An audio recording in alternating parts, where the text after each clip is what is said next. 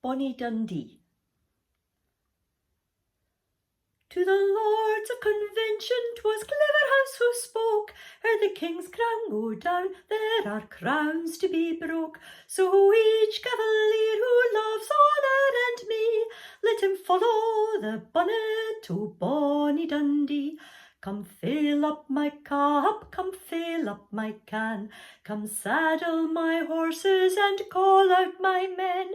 Unhook the west port and let us gae free, for it's up wi' the bonnets o' Bonnie Dundee.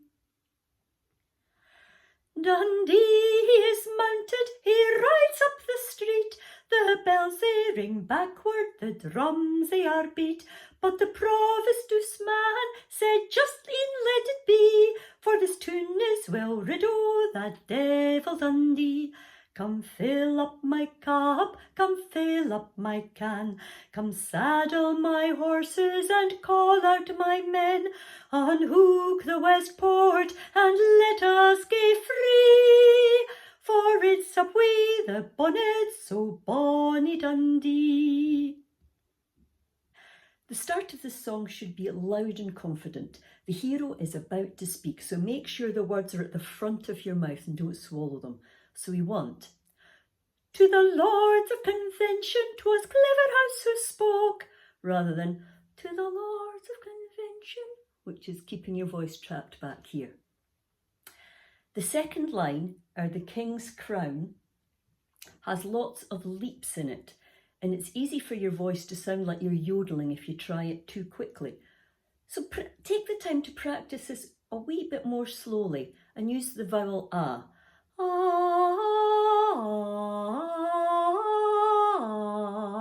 and really get those slides. You can make it even slidier than that.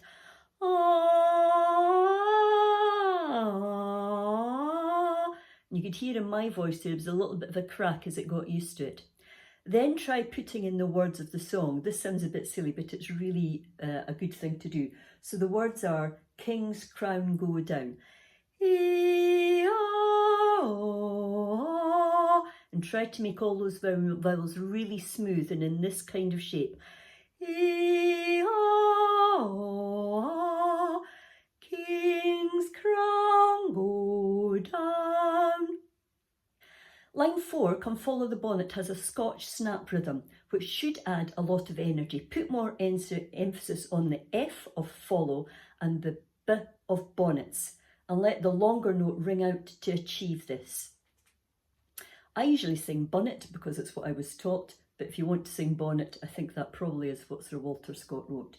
So, the line 4, let him follow the bonnet o' Bo. So the long note, follow, and bonnet. Really make those notes ring on a little bit. Don't clip them too short. Follow the bonnet o' Bo. It's better to let it be short, long, rather than too short. Follow the bonnet o' Bonnie Dundee. And I did sing bonnet to that time. Before the chorus, you do need a very quick breath, but make sure this comes not from your shoulders. So we don't want, follow the bonnet o' Bonnie Dundee, come fill up. An adjudicator will spot that, so make sure it's a breath that you think about coming from round your middle as if you were filling up a rubber ring. Come follow the bonnet o' Bonnie Dundee, come fill up my cup, come fill up my can. Also in the chorus, there are many words beginning with the sound k.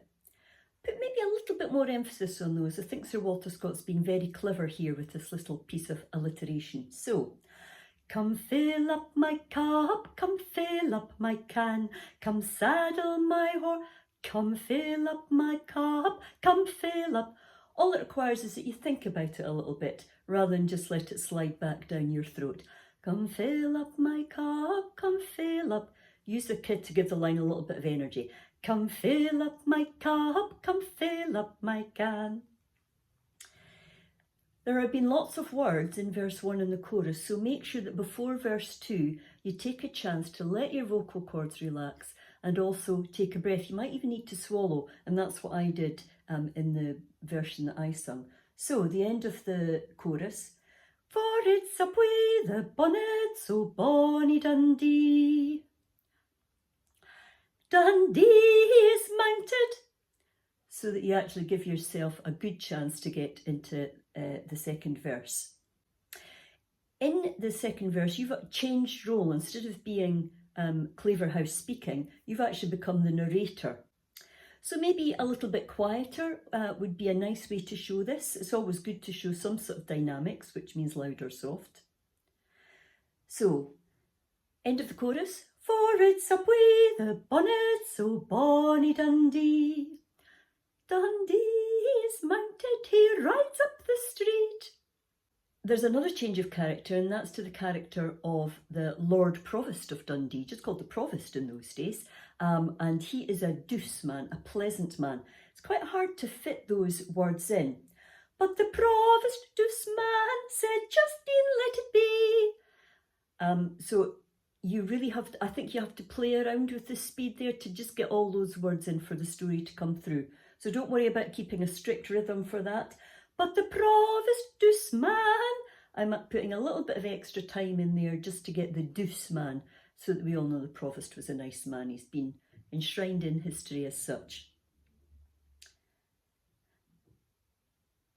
So I think for the last chorus, you want to return to your original volume. There are 10 verses in Sir Walter Scott's original poem, but he only actually uses the chorus, Come Fill Up My Cup, at the beginning and the end. So we're getting these two lovely choruses within this really short 2 verses. So it's really nice to make the most of it. Really give that last chorus a bit of gusto, which means more volume and thinking about your consonants as well. So we've got, for the tune is well rid o' that devil Dundee.